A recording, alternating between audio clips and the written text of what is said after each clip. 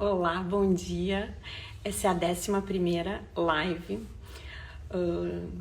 Procuradoria PGM Ambiental em foco. Nas segundas-feiras nós recebemos pessoas que eu admiro muito. Bom dia, João. E nessa segunda-feira, que é a 11ª, uma pessoa muito importante, iniciando o mês da advocacia, a nossa liderança na advocacia municipal. Eu tenho a honra de apresentar Cristiane da Costa Neri. Olá, bom dia, Fernanda. Bom dia, Betânia. Bom dia. E para entrevistar a nossa convidada de honra hoje, eu vim aqui nesse espaço especial. Vou mostrar um pouquinho para vocês daqui a pouco. Aqui, vamos aguardar ela chegar e eu vou mostrando que lugar lindo esse daqui. É um eco resort. Bom dia, Betânia.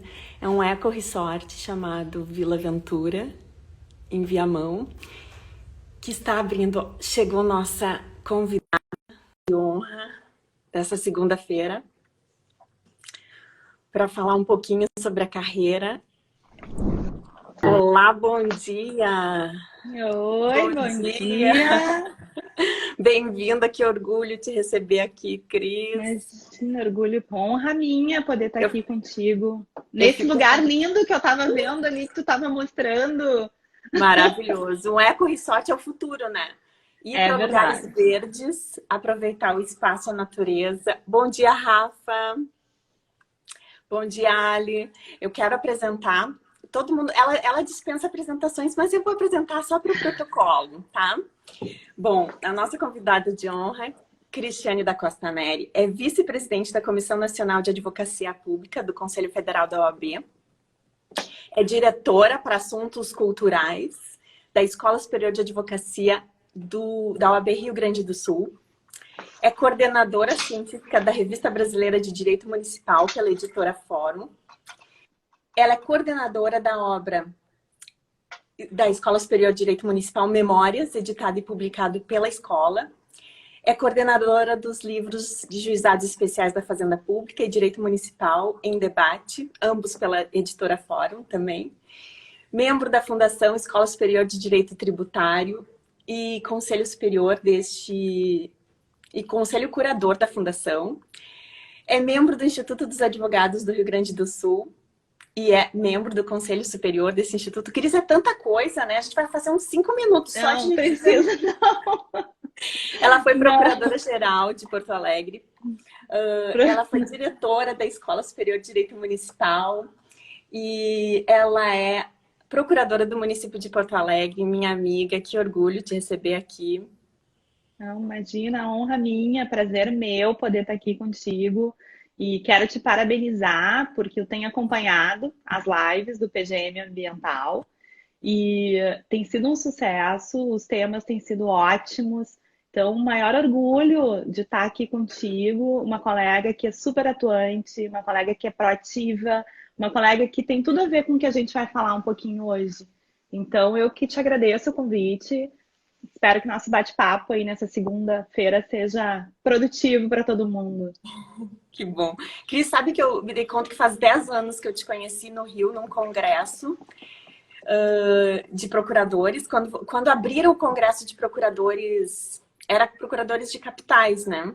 Isso, Até era só de 2009. capitais. Tu podia Uhum. contar um pouquinho isso pra gente, só para introduzir nesses... Posso. Esse, na verdade, hoje, nosso Congresso Brasileiro, né, ele começou lá atrás como uma iniciativa do Fórum de Procuradores Gerais, né? Uhum. E essa iniciativa do Fórum de Procuradores Gerais, então, surgiu no Rio de Janeiro.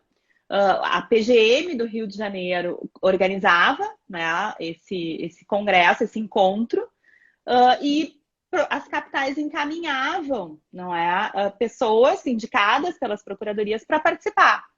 Então, ele surgiu assim, pequeno, justamente como um fórum que pretendia ser diferente dos demais congressos, com muitas palestras, com pouca parte prática. A Uhum. ideia era fazer um fórum, um congresso, um encontro, nem era congresso, era um encontro, em que a gente pudesse debater questões práticas das procuradorias, né? E pudesse trocar informações. entre as procuradorias para poder aplicar melhor em cada uma delas. Então, foi assim que surgiu o fórum, né? Que era um encontro de procuradores. E aí, claro, a carreira foi crescendo muito, não é? E a gente foi ampliando. E aí, a Escola de Direito Municipal de Porto Alegre começou a participar, a NPM também começou a participar. E quando eu acho que eu estava na presidência da NPM, nós, junto com a Escola de Porto Alegre, que eu fui diretora também naquela época, né? Não sei, eu conciliava, para variar, fazendo mil coisas ao mesmo tempo. Sim. E a gente abraçou o encontro, então, porque o Rio de Janeiro também não suportava mais sozinho, né, manter esse fórum. E aí nós abraçamos esse encontro e ele começou a crescer. E aí nós ampliamos para os demais municípios, porque a carreira já estava também bem consolidada em vários municípios e outros municípios maiores no país. E aí aumentamos, crescemos e ele se tornou no Congresso Brasileiro, né, o nosso Congresso Brasileiro, realizado pela nossa Associação Nacional. E até hoje vem se mantendo assim, cada vez ampliando mais, né, cada vez mais bem realizado e com pessoas participando de tudo que é lugar do país, né? Então, bem feliz, assim, de ter dado esse pontapézinho lá no início, né? Eu, Arlindo Daibert, que foi um colega que começou tudo isso, né? Então, isso é bastante importante, assim, o Fórum de Procuradores Gerais das Capitais foi quem iniciou, né, todo esse processo, né, de encontro e de trazer um pouquinho, né, da experiência das capitais levadas para os demais municípios e hoje já um congresso com todos participando da mesma forma. E é um congresso que cada ano apresenta novidades e eu fico muito orgulhosa de ver, porque o congresso ele mostra um pouco a cara da carreira, né? Que é uma carreira muito bonita. Eu me apaixonei pela carreira. Eu me lembro quando esse congresso acontecia e eu não podia participar. Eu me lembro que eu estava entrando na carreira em 2006 e era só dos procuradores das procuradorias de capital. E quando abriu, eu me lembro que foi a primeira vez assim que eu pude participar. Foi tão bom e vem crescendo. E é tão lindo ver isso, assim, como tu contando, era pequeno e foi crescendo. E os passos são dados assim, né? Aos poucos.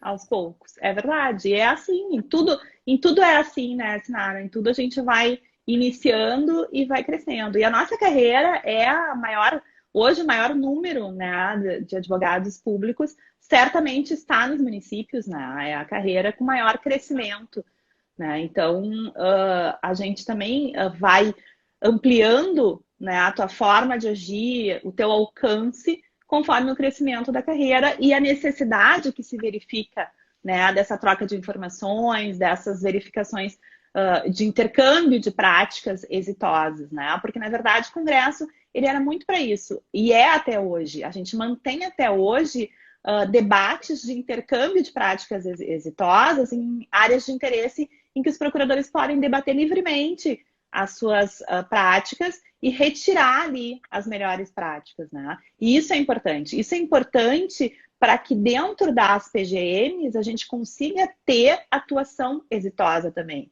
Porque essa troca de informações faz com que a gente traga para as nossas procuradorias práticas que podem ser bem aplicadas, né? Então, esse é o objetivo maior. Qualificar o procurador para que ele possa bem prestar o seu serviço e possa bem atuar dentro das procuradorias, né?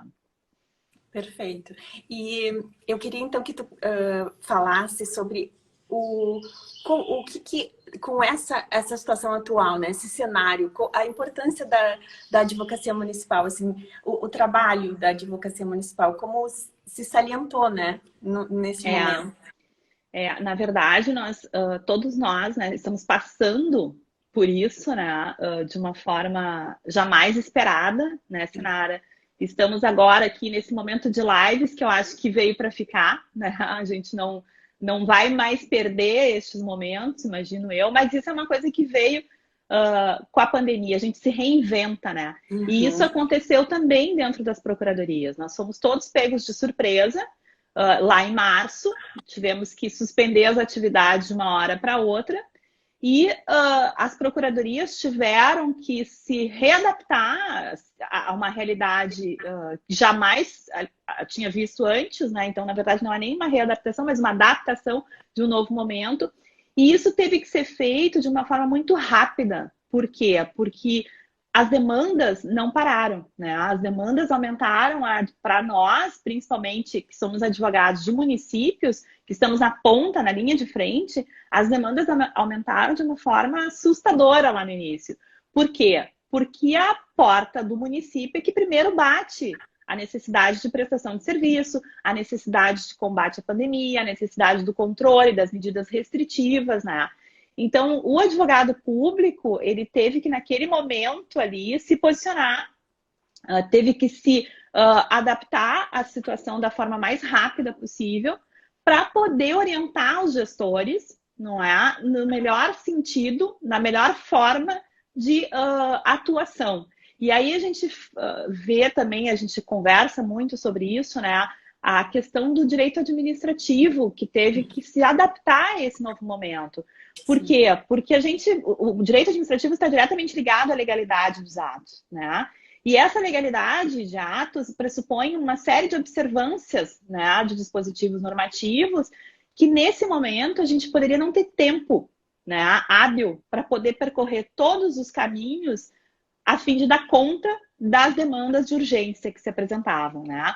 Então, nós tivemos que também reinventar um pouco o direito administrativo ou utilizar instrumentos de uma forma mais ágil, né? Uhum. Então, nós fizemos aqui em Porto Alegre mesmo, a questão da requisição administrativa, que não é nem uma reinvenção, sempre existiu, mas não era utilizada. Nós utilizamos aqui em Porto Alegre mesmo, os colegas requisitaram equipamentos de um hospital que não estavam em uso, não é? A revisão dos contratos administrativos, isso foi feito de forma imediata. A questão de revisar, por exemplo, a gente teve uma queda na arrecadação bastante grande lá no início. Né? Como dar conta de todas as demandas ordinárias, porque a gente fez o município faz um planejamento orçamentário para o ano seguinte, sem, obviamente, prever uma pandemia de tal porte, né? Então, como dar conta das demandas ordinárias? Porque a vida segue com recolhimento de lixo, a vida segue com a qualificação da via pública, com a iluminação, né? Como dar conta de tudo isso, né, dentro de um orçamento pré-estabelecido, com um aumento enorme de demandas, com aumento de custo para dar conta dessas demandas, não é? E com uma queda na arrecadação. Então, foi um momento ali, março, abril, que foi bastante difícil dentro dos municípios, dentro dos estados, certamente também, porque nós tínhamos que realmente dar conta dessas questões sem ter o orçamento e sem ter previsibilidade, né, sobre isso.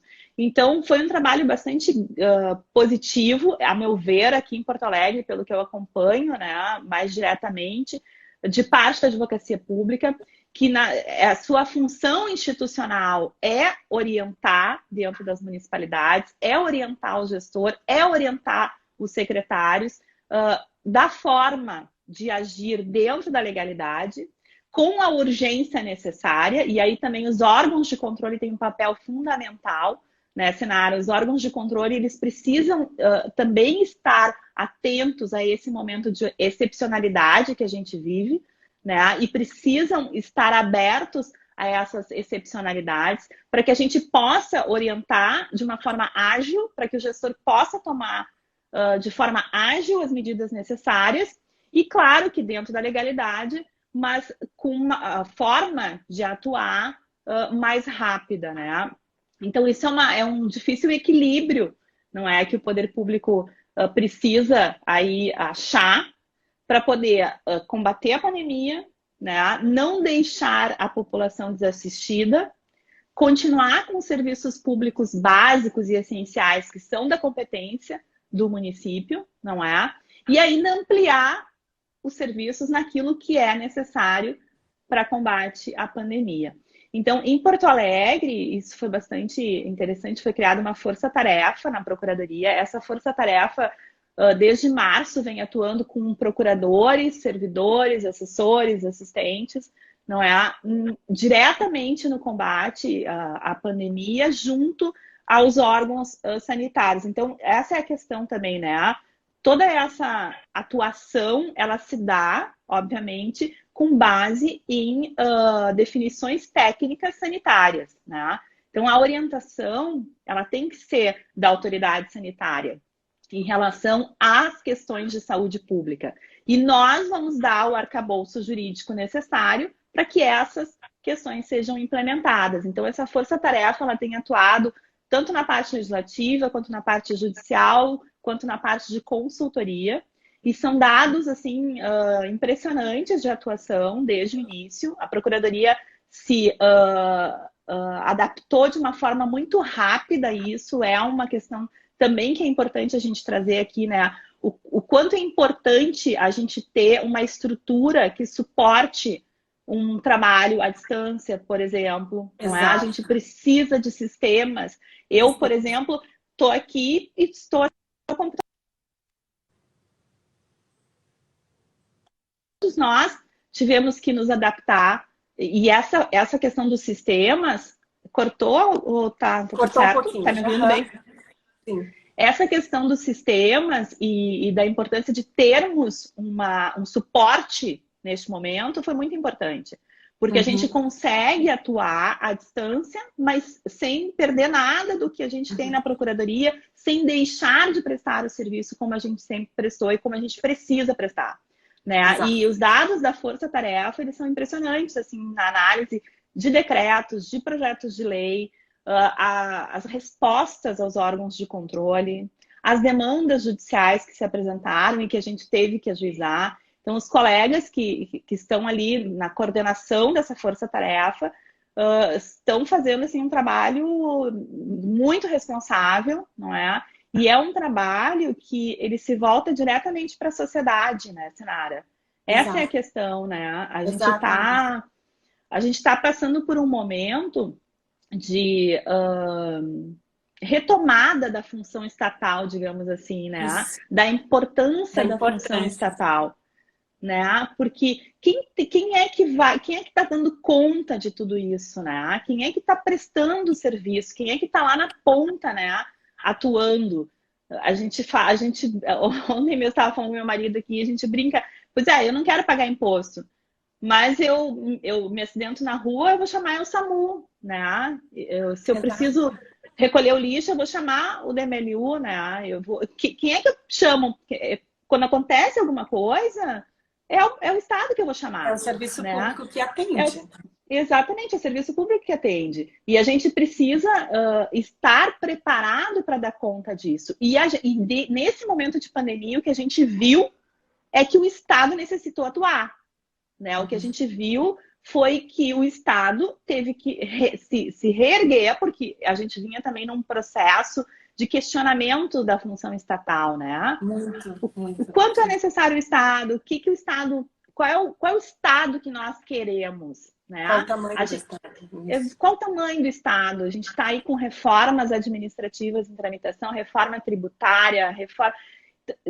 Todo o tempo se discute, né? Mas que federação é essa? Né? E os municípios, principalmente, né? Que tem aí a parcela menor aí do bolo tributário, né?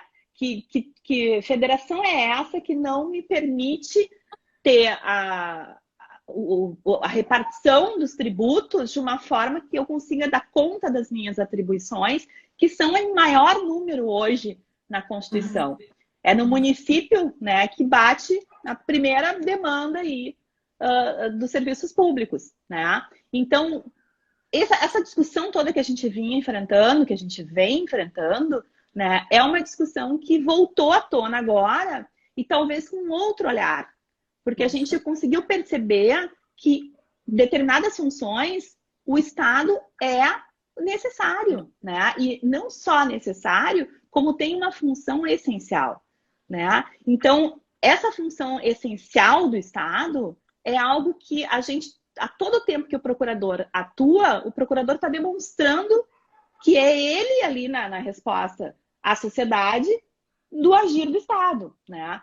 Então, essa questão de dar conta de tudo, de conseguir conciliar a urgência com a legalidade, foi algo que todo procurador se deparou, né, nesse momento de pandemia, e teve que atuar, e teve que criar mecanismos, criar instrumentos, revisitar instrumentos do direito administrativo para poder aplicar para que a população não ficasse desassistida, para que a gente, com as medidas restritivas, e esse é um grande desafio também, né? As medidas restritivas, a gente sabe que ninguém quer, ninguém quer parar de trabalhar. Ninguém quer ficar nesse momento da forma como a gente está. Mas se isso não for feito, nós vamos ter um problema no sistema de saúde pública, que é muito grande. E, por outro lado, temos que achar um equilíbrio, né? O gestor público precisa achar um equilíbrio para que as empresas não quebrem, para que o setor de serviços continue trabalhando, para que tenha uma prestação de serviços sem prejudicar a sociedade de uma forma tão grande, né? E isso passa pela análise da Procuradoria, né? Isso passa, porque não podemos também, e aí que a gente falou um pouquinho antes, né? Qual é a função da advocacia pública no atual cenário social, né? O procurador ele não pode estar dissociado da visão, né, da implementação da política pública. Ele é um implementador também. Porque se o procurador estiver dissociado dessa realidade, ele vai ser uma pessoa que está sentada na sua mesa, despachando, aplicando, a lei diz isso, é isso aí. Né? O regramento é esse, aplique o regramento. Essa não é a função do procurador. A função do procurador é achar mecanismos que possam dar conforto para o gestor municipal, possam dar conforto para a sociedade da melhor forma possível, atendendo ao interesse público.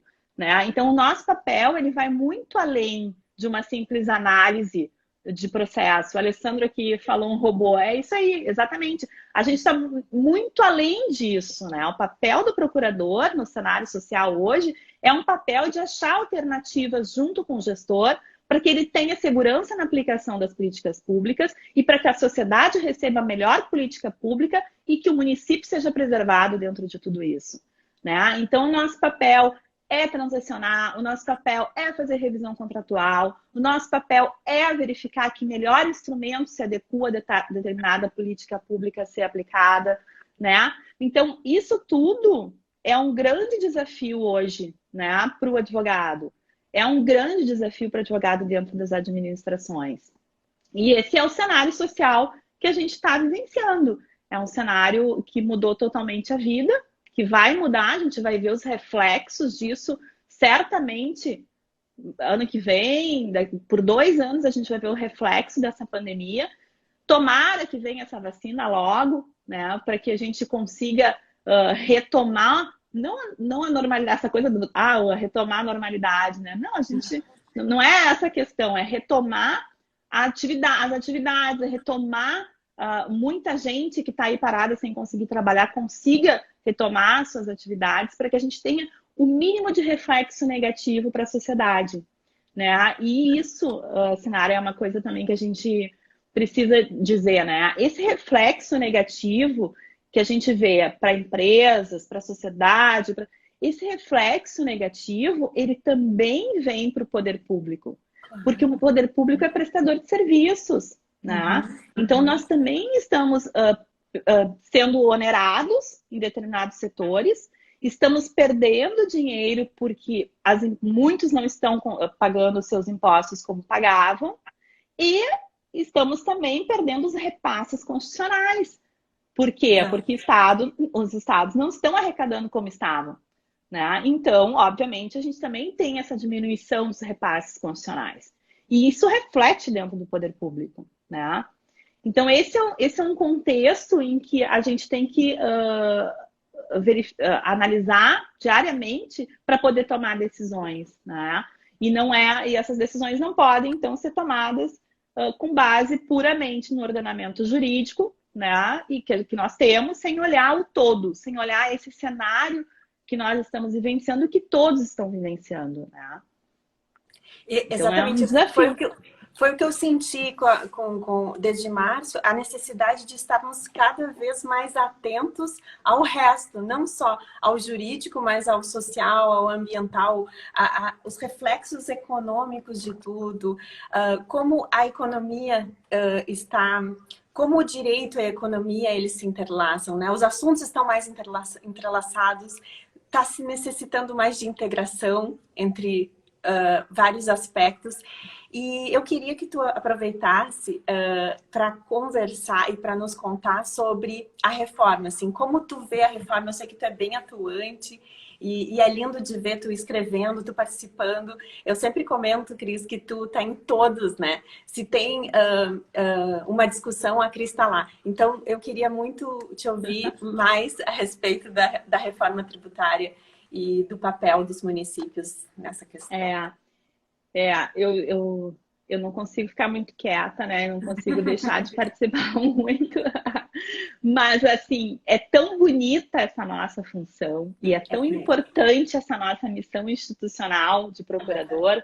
E que, é o que eu digo, né? Esses dias, eu vou contar aqui rapidamente, eu fazendo análise junto com a nossa corregedora e nossa procuradora adjunto e a procuradora nova que entrou no município, que está na minha, que eu sou chefe.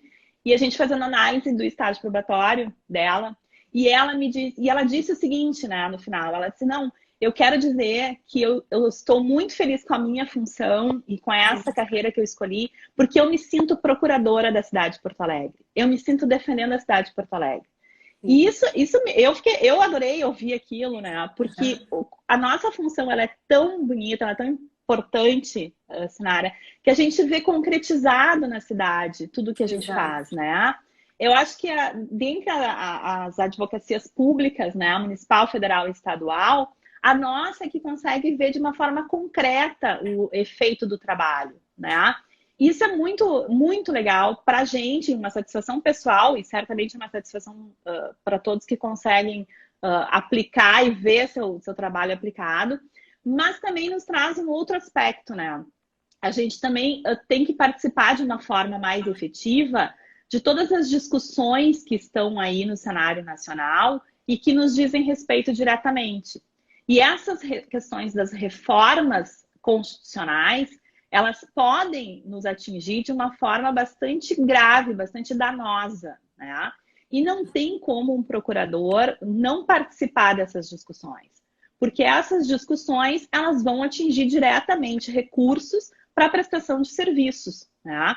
E é nosso dever participar das discussões, porque quem conhece melhor, quem tem o domínio técnico, né, a capacidade técnica de bem enfrentar essas questões, é o procurador, que está na linha de frente, que é o técnico especializado nos municípios para poder dizer, né, juridicamente, qual é o reflexo de determinada reforma, de determinada perda de um tributo importante, por exemplo, que é o caso da reforma tributária, né? Então, essas questões elas estão sendo discutidas há muito tempo no Congresso Nacional, né? As reformas, principalmente, elas estão lá, as propostas de reforma tributária estão lá há bastante tempo, né?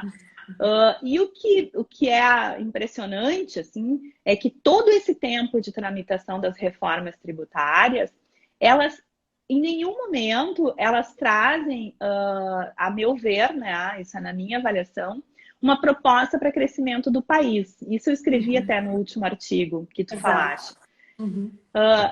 Elas prevêem, as duas principais hoje em tramitação, a PEC 45 e a PEC 110, elas prevêem, por exemplo, ambas, né, a unificação de tributos e a retirada do ISS-QN da competência plena dos municípios.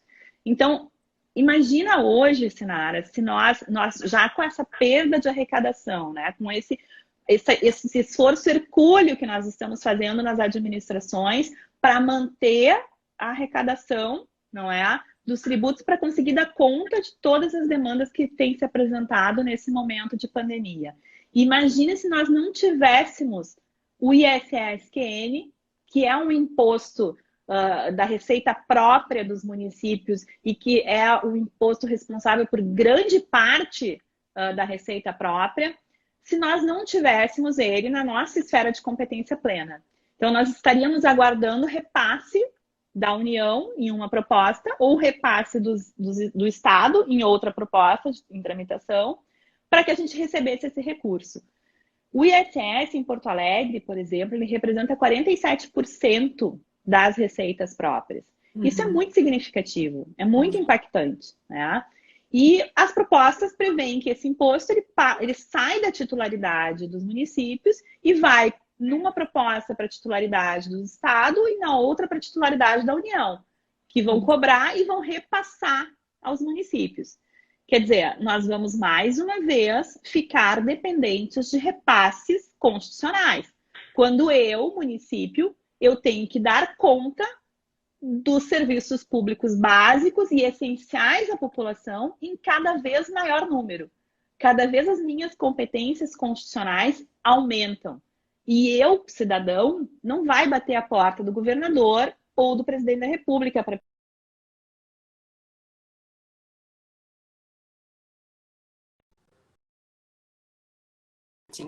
do bolo tributário, mas... Tá me ouvindo? Agora sim. Eu tenho a maior competência constitucional por serviços básicos para a população e menor repartição no bolo tributário. Hoje já é assim. E o que essas propostas de reforma estão prevendo legislativa, competência plena de um tributo, que é muito importante para os municípios, né? A projeção de perda que a Frente Nacional de Prefeitos coloca e fez nessa projeção em relação ao ISS, ela é absurda para vários municípios, né? São perdas significativas e não tem previsão de nenhuma recomposição. E a projeção de arrecadação de alíquota do ISS nessas propostas que estão tramitando, elas não acompanham a projeção de crescimento do ISS que nós temos na cobrança direta pelos municípios. Isso é preocupante. Então, ao longo dos anos, nós vamos perder dinheiro, né? E não temos nenhum outro imposto que nos coube nessas reformas em tramitação. Então, isso é muito sério, porque eu já tenho, município, uma dificuldade muito grande de dar conta das minhas atribuições com o que eu tenho hoje, não é? E aí eu vou ainda perder a arrecadação na projeção dessas propostas que estão em tramitação. Então, não tem como nós não discutirmos isso, né? Não tem como nós não nos inserirmos nesses debates, porque esse debate está diretamente ligado à preservação do município como ente da federação, né? Então, vamos discutir exatamente o que nós queremos de federação, né? Vamos discutir os princípios federativos, então. Porque se eu sou o município, eu sou autônomo e assim a Constituição diz, eu preciso ter autonomia financeira também, eu preciso ter autonomia administrativa e eu preciso ter autonomia para a cobrança dos tributos que me são de competência constitucional, né? Porque não existe mágica, né? Não tem mágica, não tem como dar conta, né? Sem ter recurso, sem ter uma participação efetiva, né? Então, se não é essa a intenção, então vamos discutir a federação. Então, vamos discutir esses 5.570 municípios que nós temos no país e o que nós queremos enquanto federação. Isso, para mim, é prévio, né? Nós deveríamos, então, antes de reformas tributárias, pelo menos no formato que elas estão lá, discutir o Pacto Federativo, discutir uma reforma fiscal, talvez, né? Mas da forma como elas estão seguindo a toque de caixa, pelo menos agora, né? Estão aí anunciando a retomada.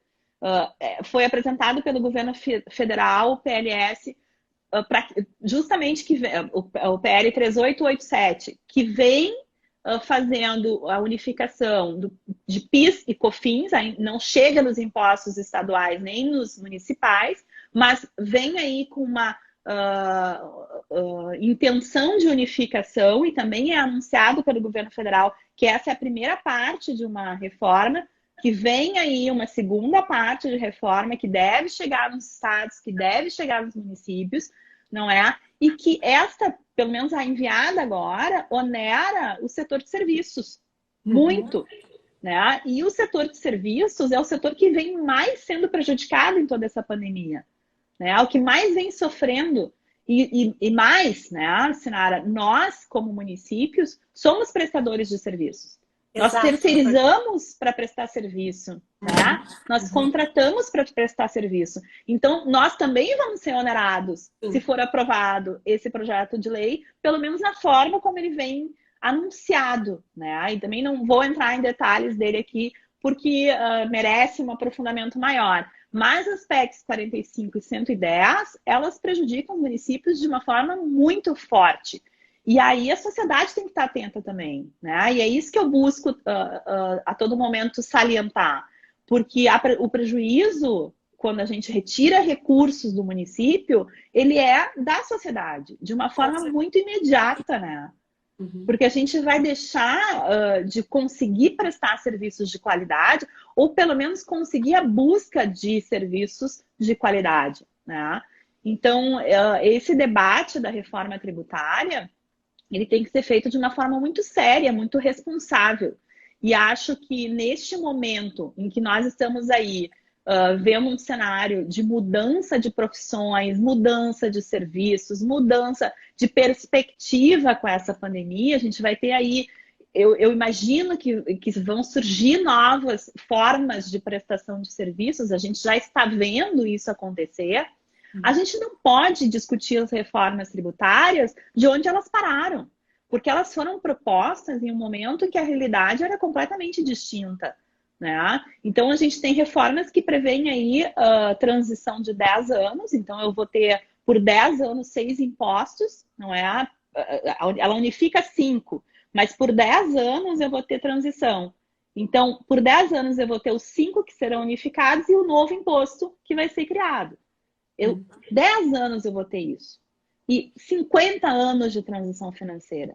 Quer dizer, como imaginar isso hoje num cenário que já modificou as vidas de todos nós, já modificou a prestação de serviços e, obviamente, né, daqui a 10 anos nós teríamos outras profissões que hoje a gente não consegue nem imaginar, né? Então, o que eu acho é que essas reformas, elas estão prejudicadas na análise no momento que eu estou partindo de uma premissa que não existia, né?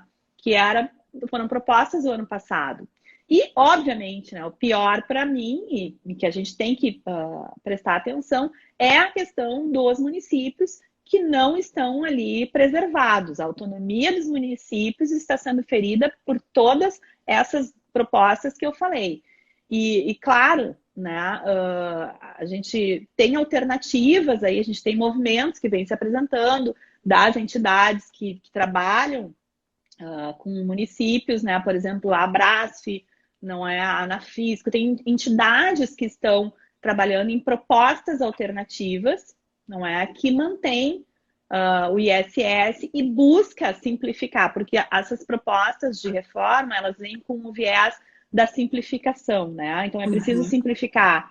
O contribuinte não aguenta mais preencher tanta coisa, não é gastar tantas horas nas questões tributárias. E realmente, né, a gente precisa realmente simplificar, precisa acabar com guerra fiscal, precisa melhorar.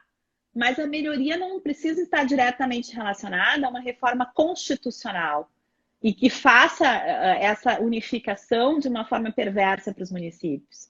Essa alternativa ela pode vir numa reforma infraconstitucional ou em uma reforma que preserve a autonomia dos entes da federação. E isso é imprescindível, né? Ela precisa preservar a autonomia dos municípios. E a gente não enxerga isso nessas reformas. Então, tem aí movimentos, um dos movimentos que eu sugiro que todos os colegas conheçam é o Simplifica Já. Simplifica Já, ele tem aí um viés justamente de se padronizar, uniformizar a legislação do ISS, não é? E dar uma alternativa de simplificação, efetivamente, para o contribuinte, não é? E manutenção dos impostos de competência de cada ente da federação. Então, vale a pena, né, a gente verificar essa alternativa, porque também é o seguinte, né? Essas reformas tributárias, elas não retiram carga tributária, elas não diminuem a carga tributária. Exato. Então, as pessoas vêm com essa, a gente tem que diminuir a carga tributária. Não vai diminuir, essas reformas não estão prevendo diminuição.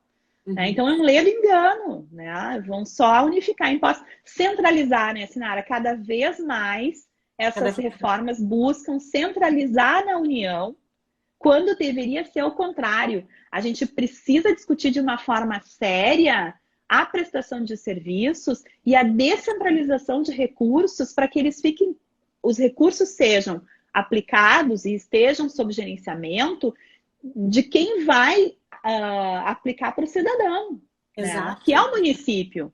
Então, o viés, para mim, tinha que ser o contrário. Né? A gente teria que descentralizar, pelo menos da forma como a gente tem prevista a federação nesse país. Tá? Na forma constitucional prevista, deveria descentralizar para que os municípios possam ter recursos para dar conta de serviços básicos à população. Né? E hoje o que a gente vê, e tem visto cada vez mais, é o contrário, é uma tentativa de centralização de recursos na União a todo momento. Né? E os municípios cada vez mais dependentes desses repasses. Né? Então, fica bem difícil. E aí que eu digo que a gente tem um dever, né, de alertar, de participar, de estudar essas propostas, porque vai impactar diretamente na nossa função, vai impactar diretamente na sociedade, na prestação de serviços, não é? E eu, enquanto procurador, eu estou dentro do município para garantir que o município tenha aí legalidade na prestação de serviços, menos onerosidade, não é? E tudo isso reflete na aplicação de serviço. Então, a minha função também é alertar e preservar, não é, o que o município tem de recursos para que ele possa dar conta das suas atribuições, né, das suas funções constitucionais. Então, nesse sentido é que a gente tem que se inserir nesses contextos de reforma, né? Eu não estou conseguindo acompanhar ali, eu estou vendo que o pessoal está comentando, aí tu vai me falando qualquer coisa que eu não estou conseguindo acompanhar. Sim, muitas participações, eu quero agradecer. Doutora Ximena, promotora da Procuradoria, da Promotoria da Bacia de Inundação da Bacia do Rio dos Sinos, entrou agora. Muito obrigada pela participação de todos. É muito bom ver o Bruno, meu colega da Procuradoria, presidente da Associação dos Procuradores do município de Novo Hamburgo, disse: diminuição de obrigações acessórias, diminui a burocracia para o contribuinte e possibilita maior precisão na fiscalização. Isso é verdade. O Teixeira disse: mas os principais estados e municípios arrecadadores não estão dispostos a abrir mão de parte de suas receitas em favor da distribuição de renda no país. Vide ISS do leasing e dos planos de saúde. A discussão acerca... Ele disse: os principais estados e municípios arrecadadores não estão dispostos a abrir mão de parte de suas receitas em favor da distribuição de renda no país. Mas não tem nem como, né? Porque, na verdade, assim, a questão dos planos de saúde, por exemplo, nós tivemos a Lei Complementar 157 de 2016, que está suspensa por uma ADI, não é? Ela não está em vigor, pelo menos na parte dos planos de saúde, cartões de crédito, não é? Naquela forma de diferença na cobrança. Por quê? Porque o STF entendeu que ela não tinha condições de execuibilidade, porque ela não era executável, né? Justamente porque ela previa alíquotas diferenciadas, não é? E a cobrança pelo... Então, a cobrança lá na ponta, né? O município, por exemplo, cartões de crédito, né? A cobrança, ao invés de ser onde a sede da empresa de cartões de crédito, a cobrança do imposto seria onde tem a maquininha que passa o cartão de crédito. Ou seja, nos 5.570 municípios brasileiros, não é? Eu teria cobrança do imposto. E ficaria nesses municípios esse imposto. O STF entendeu que não havia segurança jurídica, não é, para aplicação dessa lei, que é também a mesma lei para os planos de saúde, não é? Então, retira da sede da empresa e vai lá para a ponta para o tomador. E aí, qual é a questão, não é? Essas propostas de reforma, elas também prevêem a fixação de alíquotas pelos municípios. Então, eu perco a minha competência legislativa, minha autonomia plena do ISS, o que eu ganho é a fixação de alíquota. Eu posso escolher a alíquota que eu vou aplicar, até 5%, por exemplo. Aí Canoas, aqui do lado, escolhe outra alíquota. Gravataí escolhe outra alíquota. São Paulo tem outra alíquota. Eu vejo que a gente vai cair na mesma situação, né? E eu não vejo, assim, essa relação direta com abrir mão de receita para distribuição de renda. Na verdade, a receita que vem para estados e municípios, ela é uma receita que vai ser aplicada diretamente para a população, não é? E isso não é função do estado e município, né? Isso não é uma função do estado e município. A função do estado e município é prestar serviço, é garantir a aplicação de políticas públicas, é garantir o que a Constituição prevê para a prestação de serviços, né? Então, eu não sei exatamente qual era a ideia da colocação, né? Mas também não acho que tenha condições a gente prever que municípios e estados abram mão de recursos para distribuição de renda. Não sei em que sentido isso se daria, né? Mas hoje, por exemplo, não vejo como isso possa ser execuível, né? Até porque as políticas públicas demandam serviços, demandam aplicação de recursos que estados e municípios quase não têm, né? Aí a gente entra numa outra questão que é a gestão, né, Sinara? A gestão, isso. Que é a gestão. Então, a gente precisa qualificar a gestão pública, né? É imprescindível que a gestão pública se qualifique, né? Nós não podemos mais admitir gestões públicas que não tenham qualificação técnica e profissional.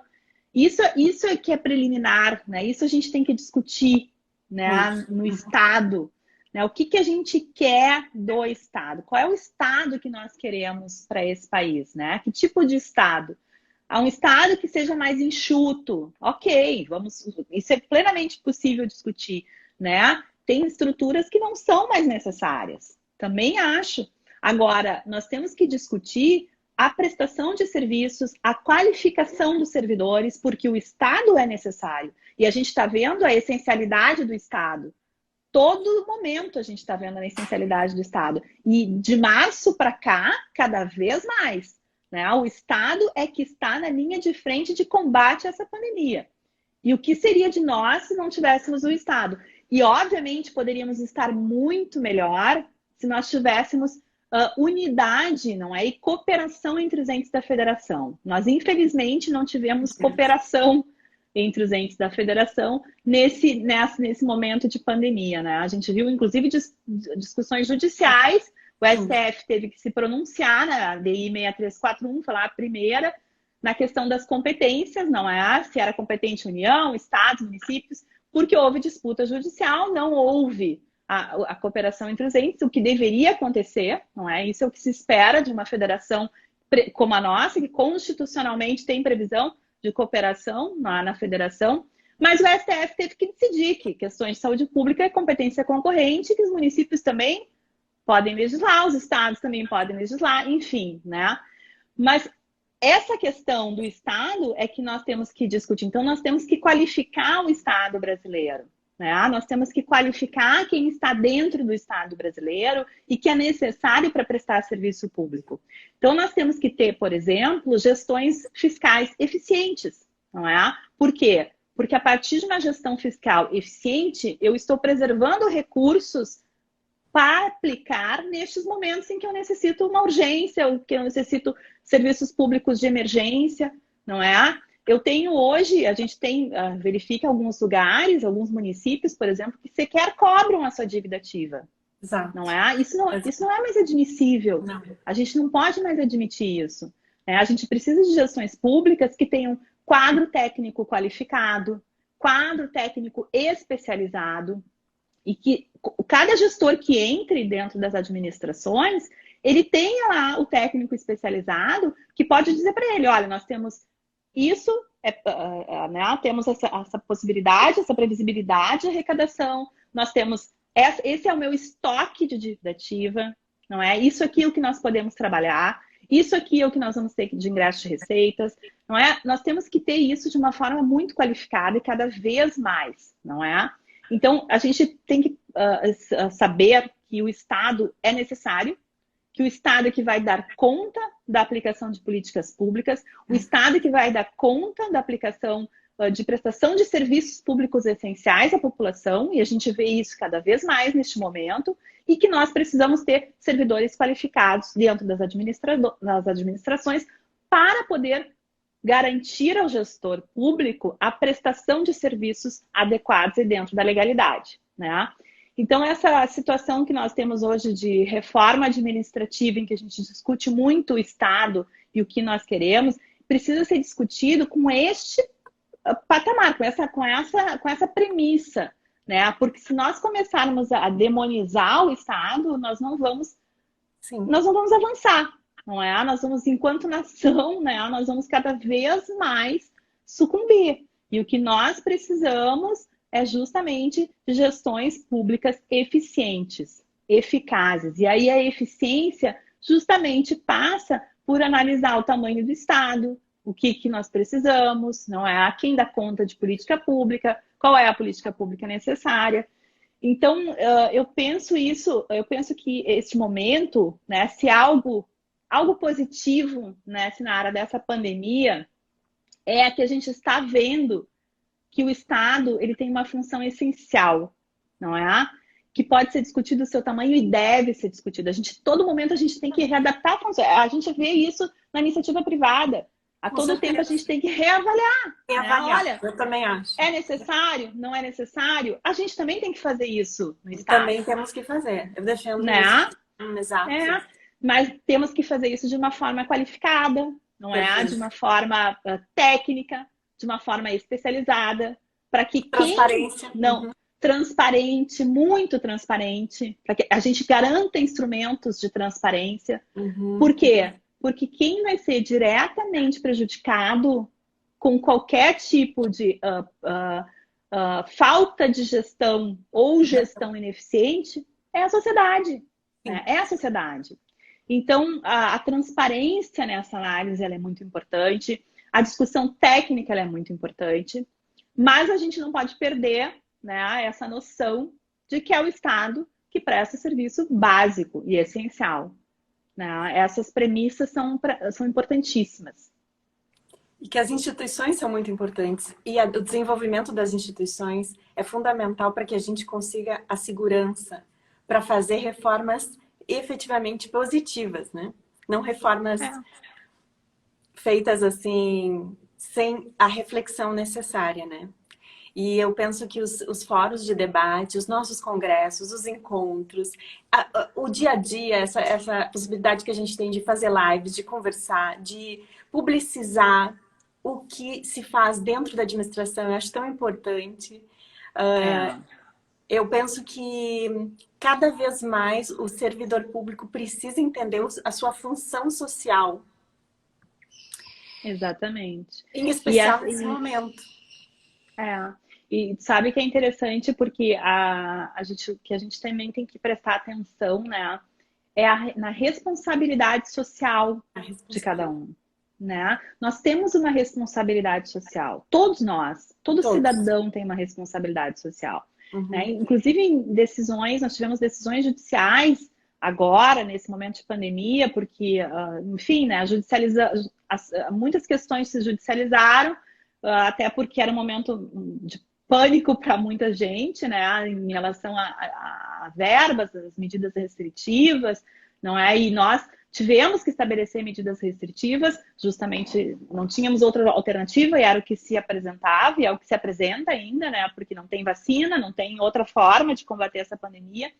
Mas o que nós fizemos de debate judicial veio muito forte nas decisões a responsabilidade social, que não é uma responsabilidade neste momento de de pandemia, a responsabilidade não é só do poder público. Não. É uma responsabilidade de todos nós, enquanto sociedade, no combate a essa pandemia. Né? Todos nós temos uma responsabilidade social. Então, a sociedade ela tem que estar atenta a isso, assim como o poder público tem que estar atento a isso, e ambos, não é? Numa unidade possível, e dentro de um equilíbrio que se busca, não é? Às vezes nem sempre é possível, para chegarmos aí a contento num combate a essa pandemia, né? E nesse contexto, a cooperação entre os entes da federação ela é essencial, né, para que a gente consiga, enquanto país, sair melhor disso tudo, né? E infelizmente a gente não vê sempre isso. Mas essa responsabilidade social, e aí trazendo um pouquinho mais para o nosso tema, né? Essa responsabilidade social, ela se enxerga dentro da advocacia pública, né? E é isso que eu acho que a gente, nesse contexto, nesse cenário social, né? Gostei aqui, já fiquei com vontade de ser procuradora, achei ótimo já, esse é o objetivo, esse é o objetivo.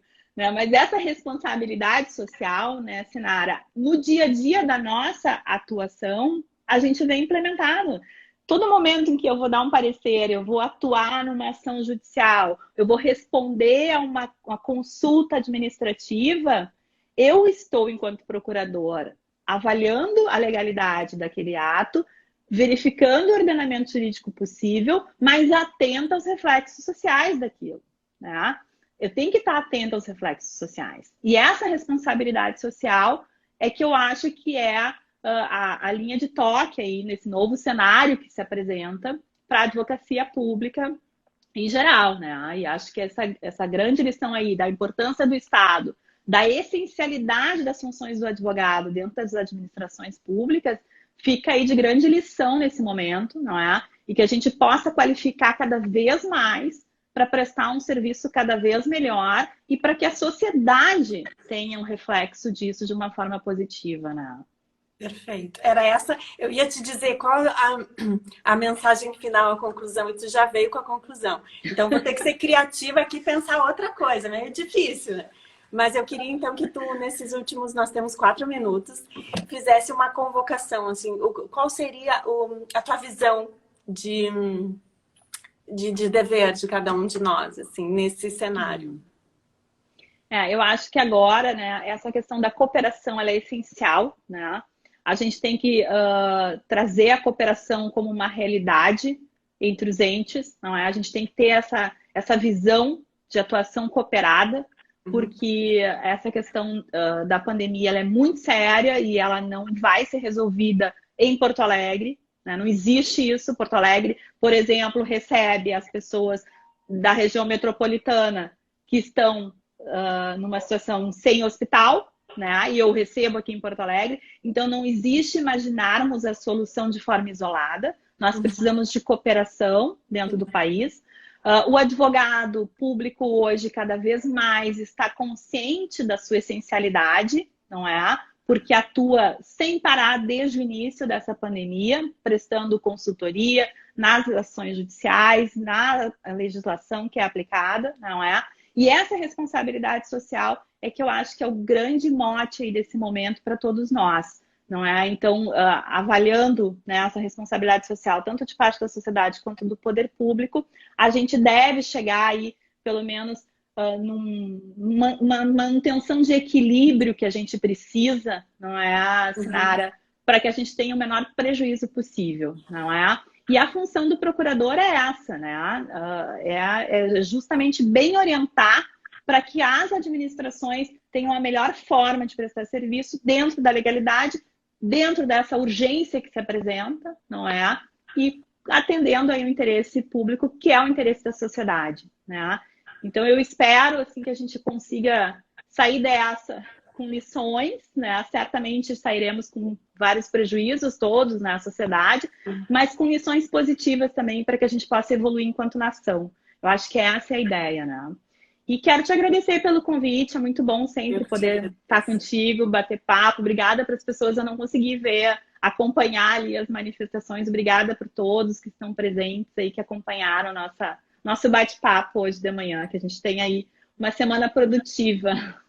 Eu que agradeço, Cris, tão bom falar contigo sempre. Obrigada pelo teu trabalho, pela tua fala, pela atuação sempre impecável, competente, brilhante em todas as áreas, seja na OAB, seja nas discussões da academia, em todos os lugares. Tu sempre nos representa muito e é um orgulho te ter como amiga, como inspiração. Muito obrigada. por tudo. Imagina. Obrigada, obrigada. Adorei a live. Segue adorei. firme nas lives, eu tô adorando. Obrigada. Eu faço me inspirando em ti, Cássia, Grazi, obrigada, Grazi, Cássia. Tô vendo os vídeos. Obrigada Agora eu consegui olhar. Todos que participaram, muito obrigada. Fernanda. Obrigada, Fernanda, Vanessa, Jean, Tati, muito Vanessa. obrigada. Um beijo grande a todos. Uma boa semana. Bom trabalho, Cris. Tchau, Obrigada. tchau. Pra ti também, obrigada. Tchau, tchau. Beijo. Beijo.